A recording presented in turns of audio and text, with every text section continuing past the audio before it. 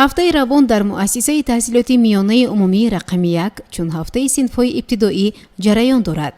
хонандагони синфҳои 1 то 4 ба муносибати ҷашнҳои фархунда сисолагии истиқлолияти давлатии ҷумҳурии Тоҷикистон, рӯзи ваҳдат, бузургдошти қаҳрамонони Тоҷикистон, 80-солагии шоири ширинкалом Лоиқ Шералӣ ва монанди инҳо чорабиниҳои гуногун мисоли соатҳои тарбиявӣ, ҷамъомадҳои адабиву фарҳангӣ, фароғатӣ, мусобиқаҳои варзишӣ, озмунҳои фаннӣ мегузаронанд.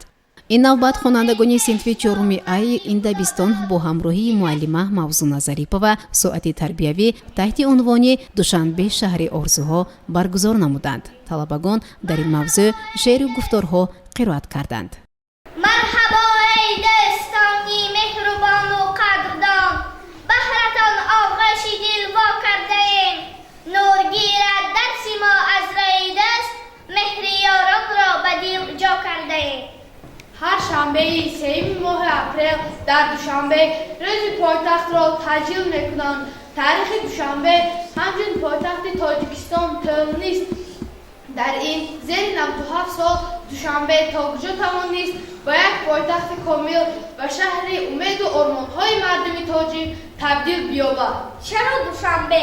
Душанбе ки Лоиқ Шералӣ шаҳри ободону шаҳри озодон тавсифаш мекард ва бозор собиқ дохунда ободаш меномад, дар 97 соли пеш бо ҳамагӣ як кӯчаи кӯтоҳи хокӣ ки ҳоло хиёбони рӯдакист, рисолати пойтахти комилан нави тоҷикони мовароонаҳро ба дӯш гирифт ва инак шаҳре шудааст бо зери 1 миллион аҳолӣ.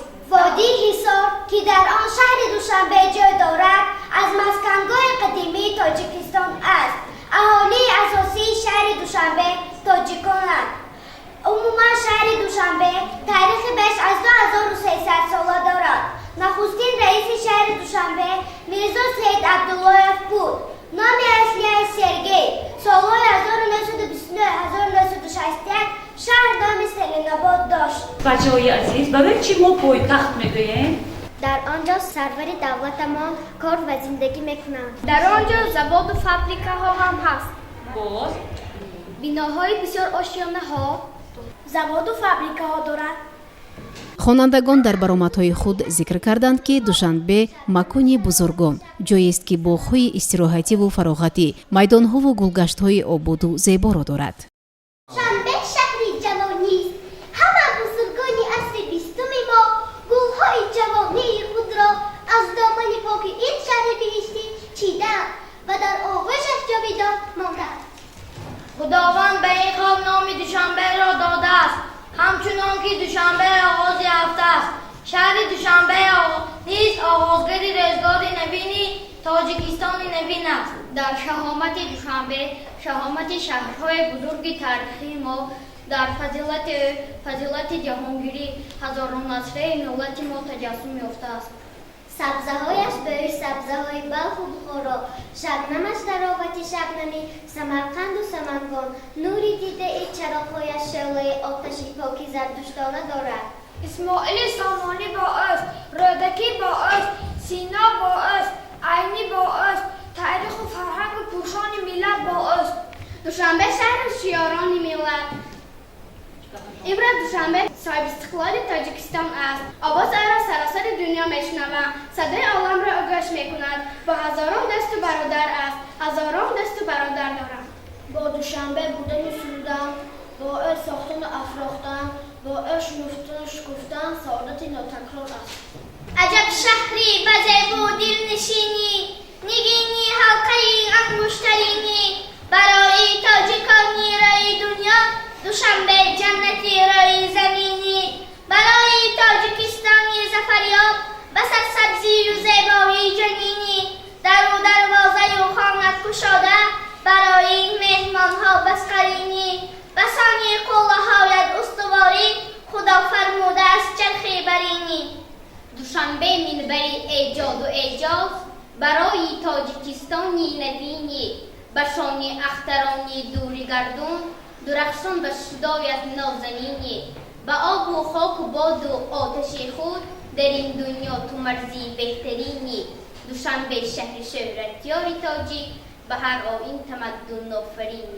Душанбе ин Бухорои навин шуд, شده زیبا چو در عهدی نیاگام بینایی نو به نو آثار خانه عجب زیبای و دلکش منظری آن به آن معماری آن ملت تشکر بیناها را بدیده گرد حیران اصول ساختمانسازی تاجیک جوابگوی زمان و دوران برای کودکان و نورسانش چو در افسانه باشد باغچه آن دوشنبه خانه اقبال تاجیک کبیره مسنده بر علم و عرفان نویده میرسد هر صبح و هر شام که فردا می شود از نو درخشان در این دور و زمانی پر تضاد جهان گوید بله بر تاجیکستان همه این پیشرفتی و سرفرازی ز شاهی قسمتش آن مرد رحمان ابر مردی که دارد در بدن خون برای ملتش بخشیده از جان نمی بود گر وطن صد پاره می شد بتر می شد ز احوال خراسان دوشنبه شهر شهرتیار تاجیک جهازی ملتی بیدار تاجیک در آغوش دیاری سر بکردون مکانی مزرعی بیدار تاجیک به ملت داده است بال پرواز همین شهری حلاوتبار تاجیک هوایش پرزیبایی و مشک و عنبر صفا آورده از کهسار تاجیک سلام ای پیشوا مردی خداداد بکردی از سری نو کشور آباد همه احسن همه خانه تقسیم به آن فرزان مادر که تو را زاد نور شهرچراغی ای رهنمای ملت رهجوی بخت خلقی ای رهکشای ملت داستان صلح و وحدت با خون دل نوشتی از خشت جسم جانت کردی بینای ملت در جان و دل گرفتی از صدق درد ملت گشتی طبیب ملت کردی دوای ملت از بیرهی کشیدی تو آگهی وطن را از آگهی ملت جستی بقای ملت شکری استقلال سرور میکنه شکری آبادی کشور میکنه شکری آن ذاته که ما را حفظ کرد شکری بام و خانه و در میکنه مادری خوشبختی تاجیک بحر ملت پیشوازاد با دعای مادرش گشت پیشوا فردی خدا داد نامت حلال بادا ای پیشوای ملت زیان در که سروری تو ملت ندید علت ما نورسان پیروت ای پیشوای تاجیکان بشناخت از رفتار تو این تاجیکستان را جهان دوشنبه شهر کلانترین جمهوری بوده مرکزی علم فرهنگی تاجیکان و پایتخت تاجیکستان است این شهر زیبا و دلارا سال 1924 بعد تقسیمات ملی مرزی به وجود آمد خلقای آسیای میانه و دولت‌های خود تقسیم گشتند و پایتخت تاجیکان را از بخارا به دهه خود کوهستان دوشنبه کوچاندند آن را مرکزی تاجیکستان اعلام نمودند خلق تاجیک همه چون یک جان و تن برای آبادی دوشنبه عزیزش کمر بست در یک مدت کوتاه دوشنبه به یک شهر بزرگ تبدیل یافت سال 1929 بعد جمهوری اتفاقی نامیده شدن تاجیکستان دوشنبه نام استرین‌آباد را گرفت سال 1961 باز نام اولش برقرار شد دوشنبه در دوام موجودیت خود خیلی تیز ترقی کرده پیش رفت خانه‌های سیروشان و قصر و تالارهای با حشمت تئاتر بناهای معماری و فرهنگی حسن شهر را یک بر سر افزون ساختند در آغوش این شهر زیبا نمایندگان ملت‌های دیگر نیز داستانه حیات بر سر میبرند و یک جایه برای آبادی دیار سهم میگذارند محض با زحمت و تلاش‌های این مردان مهنتی دوشنبه را جهانیان چون شهر دلارا اعتراف کردند عجب شهر دلارای دوشنبه خیالم زیب دنیای دوشنبه امروز مسئولیت ساکنان شهر دوشنبه چون دل وطن ما بیشتر می افزاید همه ما و شما را ضرور است به قدر ثروت‌های پایتخت و مالکیت دولتمان آب، فضا، برق، باغ و درختزار، گلباغ و چمنزار، راه، نقلیات، مجسمه‌های بزرگان، آرامگاه، زیارتگاه‌ها رسیده در این شهر بیش تا سال چراغ مهر و وفا را فروزان نگاه داریم. دوشنبه خانه امیدی همه تاجیکان دنیا می‌باشد. خوشبختانه پس از با وجود آمدن وحدت ملی فضای تاجیکستان عزیزمان صاف و بی‌غبار گشت و کامپیوتر صلح در این فضای بی‌غبار همیشه پرفیشان است. ما باید با درک عمیق آن که محض استقلالیت باعث آزادی و رشد باثبات کشوری عزیزمان گشت، همیشه در پی نگه داشتن آن همچون گوهرکی چشم فعال و جانیسار باشیم. ز وحدت این وطن مثل بهار است، مرا از شوکت وحدت وقار است. شکوه و شهرت آن را چه گویم که خلق تاجیکستان کامگار است. گلستان مسکن زاغ و زغن بود، نفیض مانده در باغ و چمن بود. ز وحدت خرمی آمد به کشور، بله آن پیشه خلق کهن بود. از آن وحدت کشور گشت آباد، خدا بر ملت تاجیک خبر داد.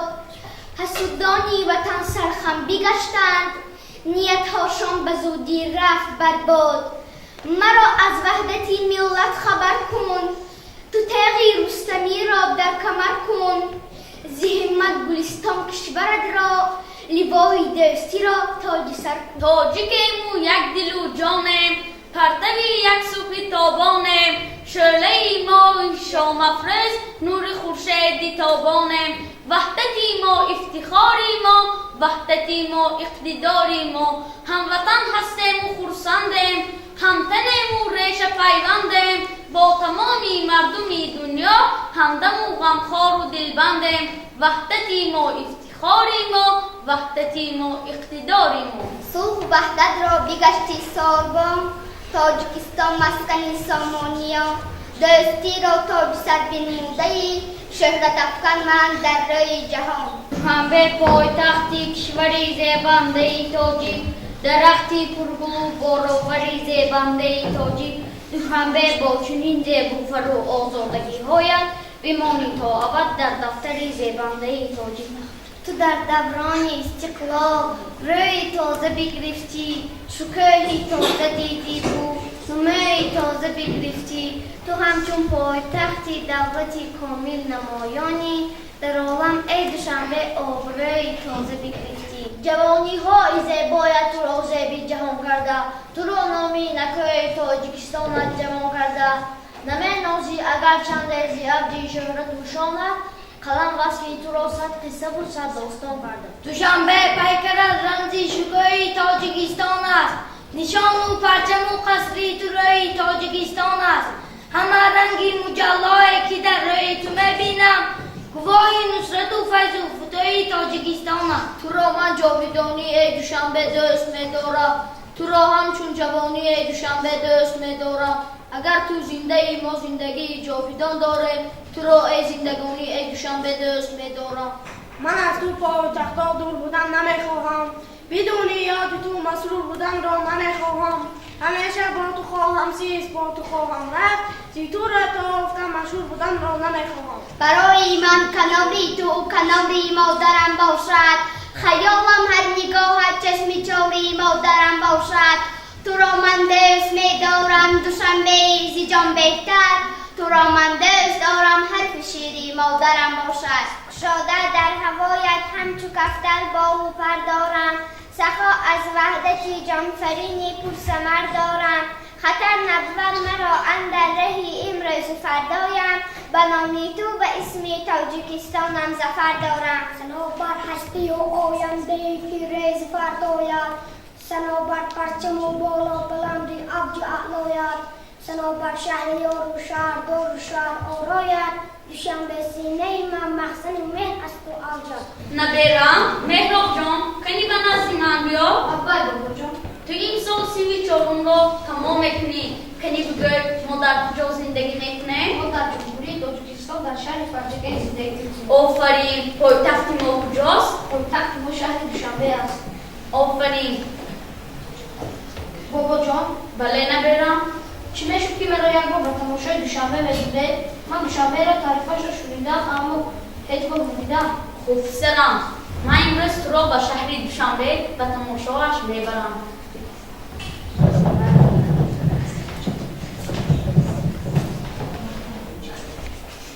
این اشرافی مجسمه اسماعیل سامانی میباشد. ببین اینجا رو چقدر زیباست. این شهر رو بیامور رو دیدی؟ خیلی زیبا و تو معقول شد؟ بله بیا امروز دم میگیرم با من کمبر با تو رو به تماشا میارم. دوشنبه تختی بختی تاجیکستان توانا شهر و پر اسرار تاجیک دوشنبه شهر و شیارانی میلت طلای تاجیکستان داری تاجیک سری هر باره و جوره آن نوادار اندله بود ساری تاجیک به گلگشت و خیابانی بهشتی شکفته چهره انهار تاجیک و اقبالی بلندی شهری ابرال شدست شهر ننگ و آل تاجیک جهانی گشته و دنیا شناسد دوشنبه خانه تمامی تاجیکستان بهره‌ور شد ز نور نصرتی اعمار تاجیک. دوشنبه در فضای همدلی ها برد با شانه هایش باری تاجیک. در این شهر مبرای و مصفا کشادم دفتر اشعار تاجیک هزاران شکر استقلال و تقدیر خدا دادم که صاحب ملک و صاحب اختیار و فرد آزادم همه بالام و مثل رادمردان وطن که امروز در آغوش دیار آرزوها خرم و شادم.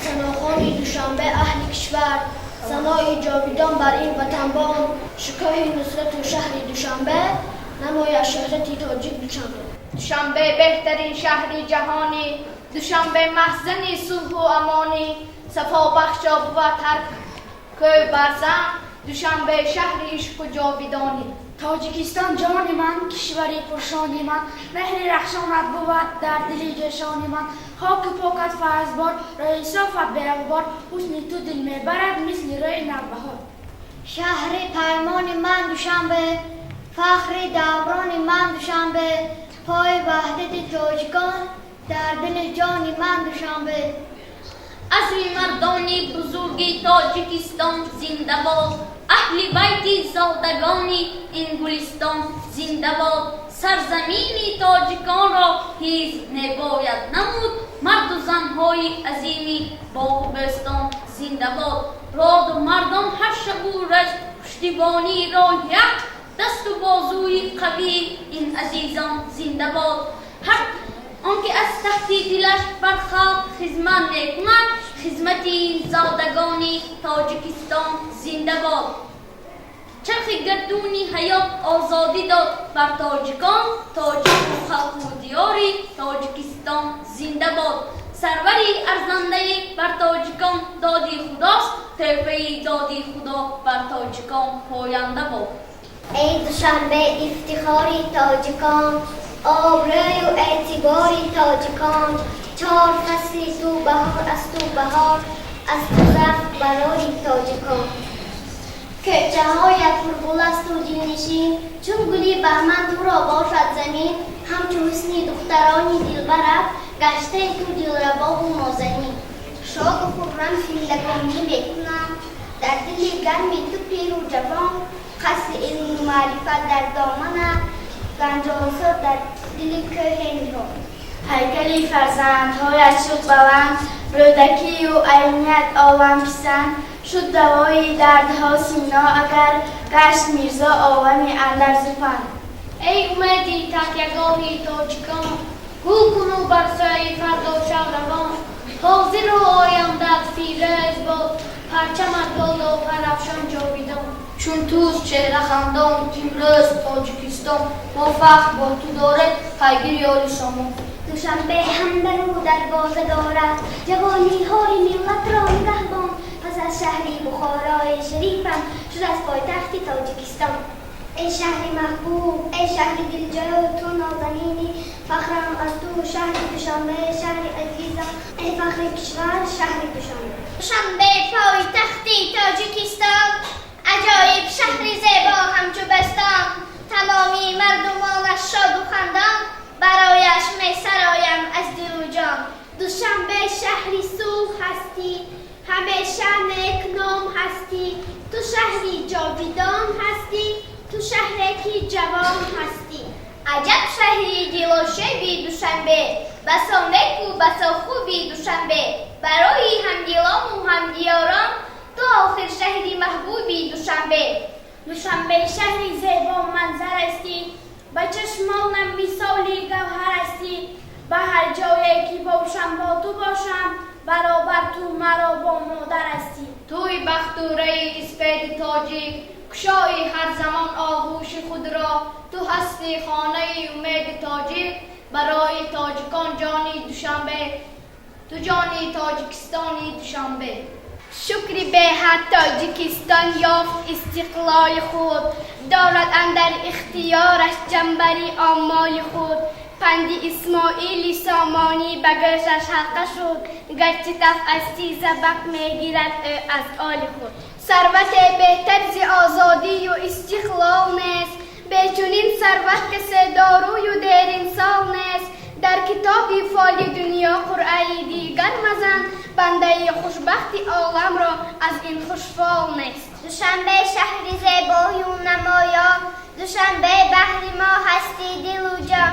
بگشته شهرتت امروز بالا میانی شهرهای روی دنیا چنان سرسبز و زیبای و بزیبی چه دخترهای زیبا و دلفریبی به هر یک کوچت نامی بزرگان چو سعدی در سینای پردان ببین فردوسی و عینی و خیام چو لاهوتی و میرزا باقی جان از این ره تو عزیزی بحری مایان تو را من دوست دارم از دل و جان. соли равон ки 80-солагии шоири зиндаёд лоиқ шералӣ ва 110-солагии қаҳрамони тоҷикистон мирзо турсунзода таҷлил мегардад талабагон аз ашъори ин шоирони ширинкалом шеърҳо қироат карданд. بهار آمد زی عمرم باز یک سالی دیگر بگذشت تمامی زندگی آهسته از پیشی نظر بگذشت به مثلی گشت و ناخون همیشه با وطن بودم اگرچه نصف عمری بهترینم در سفر بگذشت وطن در هر کجا آمد به سرفارم هوایی تو من از آن سوی اقیانوس بشنیدم صدای تو اگرچه در میان طوفان و موج بحرها بودم ولی آمد به گوشی من صدای رودهای تو به وقتی بازگشتن چون رسیدم بر حدود من زی سر تا پا شدم مفتون و شیدایی نمودن من نشستم در زمینی تو پریدم در هوایی تو با آوازی درودن من با آهنگی سرودن من اگرچه بارها افتادم از یار و دیارم دور به سیاهی مرا کردن گرچه دوستم نشد ولی من در همه جا در همه کنج و کناری بحر همیشه با وطن بودم همیشه با وطن مسرور تا توانی دوستان را گم مکن دوستانی مهربان را گم مکن در جهان به دوست بودن مشکل است مشکل آسان کن کسان را گم مکن دوست را از دوست جانم فرق کن دوستی پیوندی جان را گم مکن چشمه الهام ما خلق است و بس خلق مشهوری جهان را گم مکن زینتی باغ از گلی خندان بود مثل گل خندان لبان را گم مکن دوست آید گرم در آغوش گیر رسم خوبی تاجیکان را گم مکن دیروز بعدی باران تیر و کمان برآمد بیرق نوبهاران فرتفشان برآمد از قطره‌های باران در آفتابی تابان رخساره تر نموده ابر کمان برآمد با رنگ‌های دلکش با چهره منقش حسن زمین دمیده فبر و رسان برآمد از کوه تا به کوه از دشت تا به دشت تا فوز برابی هندوستان برآمد مرغ خفش شکسته از بند ظلم رسته چون رمزی دوستی خلق که جهان برآمد کردم گمان که از دل صفت هزار منزل چون موجهای صافی در یک زمان برآمد از کوهی بلند است روان آبی دوشنبه ترک کرده لبی تشنه لبان آبی دوشنبه هرچند که جاری است وسط عصر و زمانها با یادی وطن مانده جواب آبی دوشنبه تا دشتی کلان سرسری سر است روانه از مغزی درم مخفلی تر است روانه هر قطره خود تا به همه خلق رسانه به مانعها طالب جنگ است روانه در ساحل آن منزل من جای گرفته است یک باغ و چمنزار سراپای گرفته است با آبی دوشنبه شده همسایه این نزدیک جا از جگری مملکتی بای گرفته است душанбе пойтахти тоҷикистон аст. сол ин шаҳри номдор гул мешукуфаду ободу зебо, сарсабзу хуррам мегардад. биноҳои баландойшонаи замонавӣ, ҷойҳои фароғатӣ ва қасру муассисаҳои гуногуни бо тарзи муосир қомат афрохта ба Душанбе боз ҳам ҳусни нав зам мекунад. ба ин монанд маънӣ директори муассисаи таҳсилоти миёнаи умумии рақами 1 Фарзона Ҷумаева чорабиниро ҷамъбаст намуд. бо шарофати истиқлолият ва заҳматҳои ҳамешагии фарзанди фарзонаи миллат, асосгузори сулҳу ваҳдати миллӣ, президенти ҷумҳурии Тоҷикистон муҳтарам Эмомалӣ Раҳмон имрӯз пойтахти азизамон, ватани маҳбубамон рӯз аз рӯз ободу зебо гардида истодааст. инсон маҳз бо сулҳу ваҳдат, бо ҳамдигар фаҳмию якдилӣ метавонад зиндагии арзандае дошта бошад. чунки устод Мирзо Турсунзода мегӯянд, одамон аз дӯстӣ ёбанд бахт, душманӣ орад ба мардум рӯзи сахт. бахшида ба ин рӯзҳои фараҳбахш, мо имрӯз шоҳиди як барномаи зебо гардидем ва миннатдории хешро ба муаллимаи азизу меҳрубонамон Зарипова ва ба шогирдони он кас ки бо шеърҳои пурмазмун ва рақсҳои зебо хотири моро шод карданд, арзи сипос менамоям. Тоҷикистон, Тоҷикистон, мекунам шукри каму бисёри ту, мекунам шукрона аз озару аз озори ту. аз ту ман сарват намехоҳам, ватан ҳастӣ бас аст, бо хасу хорат баробар зиндагӣ кардан бас аст.